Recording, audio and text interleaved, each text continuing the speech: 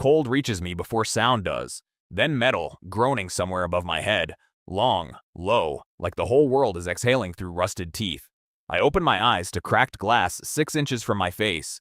Frost blooming across it in feathery patterns, and beyond the cracks, nothing. Just gray sky and impossible distance. I'm not lying on the ground. I'm hanging.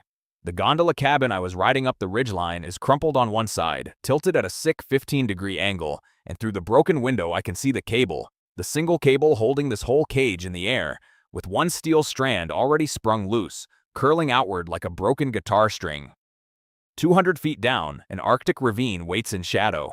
I don't remember the fall. I don't remember much of anything, but I remember enough to know one thing clearly. If that cable goes, I go with it. Survival. Science. Steel climbing and lift cables are built with a safety margin far beyond normal load, but repeated cold flex cycles make individual strands brittle. A cable can look intact while losing significant strength internally, which is why visible fraying is treated as an emergency, not a warning. I force myself still. Panic burns calories, and right now calories might be the only currency that matters. I inventory what I have, whispering it out loud because hearing my own voice keeps the silence from swallowing me. A coil of climbing rope, 2 carabiners, a multi-tool, half a canteen of water gone slushy with cold and clipped to my harness. 1 road flare. Just one. The gondola itself is a wreck. The support arm on the left side sheared clean off in the crash, which is the only reason I'm not already at the bottom of the ravine. The cabin caught on the main cable instead of falling free. But that same twisted metal is why the whole structure now hangs off-center, all its weight dragging against a single fraying line. I press my palm to the tilted floor. It groans under even that small shift. Every gram matters now. Every movement is a vote for or against how long that cable holds. Survival. Science. Acute stress triggers an adrenaline surge that can burn through blood glucose in minutes, followed by a crash that leaves muscles shaky and thinking foggy. Experienced survivors deliberately slow their breathing early on, not for calm alone, but because it reduces the metabolic cost of panic. I have 2 problems and no clean solution to either. Problem 1. The cable is fraying under uneven weight, which means anything I can safely throw clear, I probably should. Problem 2. If I want any chance of climbing out onto that cable later, I need the very gear that's adding the weight. I dig through my pack. My hand hovers over a second coil of rope. Heavy, but it's the only thing that could get me across if I have to traverse the cable by hand. I could cut it loose and lighten the load, or I could keep it and gamble that the cable holds long enough for me to actually need it. I decide to keep the rope, but I let go of everything else. A broken ski pole, a cracked helmet cam, a half-eaten protein bar frozen solid. Small things. It probably won't matter, but right now, doing something feels better than doing nothing. Below me, each item disappears into the gray without a sound. I don't hear them land. That's when I notice it. A sound I somehow missed before, buried under my own heartbeat. Tick, tick, tick. Not a clock. The cable. Each frozen strand contracting and shifting in the cold air, 1 degree at a time, each tiny movement a small percentage closer to failure. I don't know how many strands are left holding this cabin up. I don't want to know. But I start counting the ticks anyway because my mind needs something to hold on to besides the 200 feet of empty air beneath me. Vertigo hits in waves. I made the mistake of looking straight down through the cracked floor panel, and now the ravine seems to pulse, like it's breathing along with me. I close my eyes. I count my own breath instead of the cable. In for 4. Hold for 4. Out for 4. It's not courage. It's just the only trick I have left. Survival. Science. Vertigo at height often isn't about the height itself. It's a sensory mismatch between what the inner ear's balance system reports and what the eyes see when there's no stable horizon nearby. Fixing your gaze on a stationary point rather than the open drop can reduce the disorientation. The sky tells me it's early afternoon. Pale, flat light with maybe 4 hours before the sun drops behind the ridge and the temperature falls with it. 4 hours to make a decision I already know I can't avoid. Do I wait here, conserving energy and hoping a rescue team spots the gondola before dark? Or do I climb out onto the cable itself and try to reach the support pylon 200 meters away, where I know there's a maintenance platform bolted into the rock? Waiting means trusting a system that already failed me once. This gondola line runs a scheduled maintenance check, but I don't know if today is one of those days, and I don't know if anyone even logged that I boarded before the crash. Climbing means trusting my own hands on an unstable line in freezing wind with one usable rope and a body that's already shaking from cold and adrenaline crash. I look at the flare clipped to my chest. 1 shot. I could use it now, while there's still enough daylight for someone to spot the color against the snow. Or I could save it for true nightfall, when the light would carry farther and be impossible to miss. I don't fire it yet, not because I'm certain, because I'm not. Survival. Science. In freezing wind exposure, fine motor control in bare or thinly gloved hands can drop sharply within 20 to 30 minutes as blood flow retreats to protect the body's core, a process called peripheral vasoconstriction. It's a major reason technical tasks like rope work are far harder later in a cold exposure timeline than at the start. I decide on a middle path. Not full commitment to the traverse yet, but preparation for it, in case waiting stops being an option. I loop the spare rope through both carabiners, testing the anchor points on what's left of the gondola's support frame. My hands are clumsy in thick gloves, numb at the fingertips despite the insulation, and twice I drop a carabiner onto the tilted floor and have to lunge for it before it slides through the crack in the window. The cabin shifts every time I move my weight, a slow pendulum sway that makes my stomach drop each time. I test the rope's tension against my own body weight, bracing my boots against the frame. It holds. For now, that's all I need to know. Outside, wind picks up, carrying fine powder snow that hisses against the broken glass. Somewhere above the ravine, the ridgeline disappears into low cloud. I check my flare again. Still there. Still my only card. Then, faint, distant, but unmistakable, a mechanical thrum rolling down through the ravine. A helicopter. Relief hits so hard my knees buckle, and for one full second, I forget the cable. Forget the cold. Forget everything except the idea that this might actually be over. I scramble toward the broken window, flare in hand, thumb already finding the ignition cap. But something stops me halfway through the motion, an instinct I can't name yet, just a flicker of wrongness in the sound. The rotor thrum isn't approaching in a straight line toward me. It's circling the ridge above, following the contour of the mountain instead of the ravine. I look up, and that's when I see it. Fine trails of snow beginning to lift and stream off the slope directly above the gondola, disturbed by the helicopter's downwash bouncing off the rock face.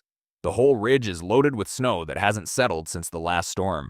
My hand freezes on the flare. If I fire it now, the bright flash and sound might be exactly what draws the helicopter's attention, but it might also be the extra vibration that finally releases that overloaded slope. An avalanche from that height wouldn't just bury the ravine floor. It would sweep straight across the cable line, straight across me. If I stay silent, the helicopter might pass without ever seeing me, and I lose what might be my only rescue chance before nightfall.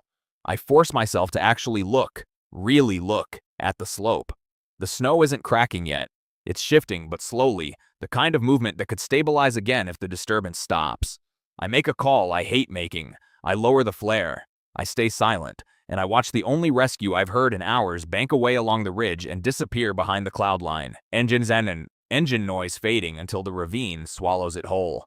I don't know if I made the right choice. I only know I'm still hanging, and the slope above me is still standing. Survival. Science. Helicopter rotor downwash can generate wind speeds strong enough to disturb loose or wind-loaded snow on nearby slopes. A real, documented hazard in mountain rescue operations. It's part of why rescue teams assess slope stability from a distance before flying close to avalanche-prone terrain. Silence returns, heavier than before. The daylight window is narrowing fast now. Maybe 90 minutes of usable light left, and every one of those minutes the cable keeps ticking its slow countdown behind me. Waiting is no longer a passive choice. It's an active bet that another aircraft comes, that the cable holds, that the slope stays quiet. 3 unknowns stacked on top of each other. I think about the rope rigged to the frame, about the 200 meters of exposed cable between me and that maintenance platform, about my hands, already stiff with cold, and how much worse they'll be in another hour. I make the decision the only way I know how. Not with courage, but with math. The odds of the cable holding through a second night are lower than the odds of me successfully hand-over-handing across a fixed line in daylight. I clip in. The moment my boots leave the gondola floor, the world narrows to 4 points of contact. 2 gloved hands on the rope, 2 boots braced against the main cable beneath it. Wind cuts sideways across the ravine. Harder out here with nothing to block it, and the cable hums under the pressure, a low vibration I can feel through my palms. I move slow, deliberate. One hand shifts forward, weight transfers, boots slide a few inches along the cable's frozen surface, and I repeat it, over and over, refusing to look down, refusing to think about 200 feet of open air beneath my boots. Halfway across, the cable gives a sharp jerk, another strand releasing somewhere behind me, and for one terrible second the whole line drops an inch, then holds. I don't stop moving. I can't. Stopping means thinking, and thinking means feeling exactly how far I still have to go. Survival, science. Grip strength can fall by roughly a third or more once hands become significantly chilled, since cold muscle and tendon tissue contracts less efficiently. This is one reason mountaineers are trained to commit to technical moves decisively, rather than lingering mid-traverse in freezing conditions. I'm 3/4 of the way to the pylon when I hear it. Not mechanical this time, but natural. A deep, low rumble that seems to come from inside the mountain itself. I don't need to look up to know what it is. I feel it in the cable, a new vibration layering over the old one, and my whole body goes cold in a way that has nothing to do with the wind. The slope above the ravine has finally let go. I move faster than I thought my frozen hands could manage, half climbing, half throwing myself along the last stretch of cable while snow begins sheeting down the ridge behind me in a widening white curtain, swallowing the space where the gondola cabin still hangs. The maintenance platform is close now, close enough to see the rusted railing, close enough to believe, for the first time in hours, that I might actually reach it. The avalanche doesn't hit the pylon directly. It sweeps past on the ravine's far side, a roaring wall of white that drowns out every other sound, kicking up a cloud of displaced snow that rolls across the cable line like fog. I lose sight of my own hands for a moment inside that whiteout, moving on memory and muscle alone, boots finding the cable by feel, until my glove finally closes around cold, solid steel railing. I pull myself over the edge of the maintenance platform and collapse onto metal grating, snow settling over me in a fine layer, lungs burning, hands shaking too hard to unclip my harness on the first 3 tries. Behind me, the roar fades into a low settling groan as the avalanche finishes its run through the ravine floor, burying the space where the gondola cabin had been hanging only minutes before. I made it across before the mountain decided otherwise. I don't know how long I lie there before I hear real rotor blades again. Closer this time, lower, sweeping along the ravine with a searchlight cutting through the settling snow haze. I don't have my flare anymore. I left it behind on the gondola, along with the choice that almost got me killed, and the same choice that might have saved my life by keeping me quiet at exactly the wrong moment. Instead, I strip off my jacket and wave the bright orange lining above my head with both arms, screaming until my throat gives out, until the searchlight finally swings toward the platform and holds. The last thing I remember before the rescue basket reaches me is looking back across the ravine, at the empty space where a hanging glass cabin used to be, and understanding, really understanding, that surviving today had nothing to do with luck. It came down to which risks I chose to take, and which ones I chose to wait out. They tell me later that the gondola's support cable failed completely less than 20 minutes after I reached the platform. If I'd stayed, if I'd waited for a safer moment, if I'd fired that flare 30 seconds earlier and drawn the helicopter's downwash straight into an already unstable slope, any one of those choices, and this story ends very differently. Survival, I've learned, isn't about being fearless. It's about making the clearest decision you can with incomplete information, and then trusting yourself enough to commit fully once you've made it. I think about that flare sometimes, the one I never fired, the rescue I let pass by on purpose. So I'll leave you with the same question I couldn't stop asking myself, hanging there in the cold, when the safest looking choice might actually be the most dangerous one. How do you decide what to trust? The rescue you can hear, or the instinct you can't explain?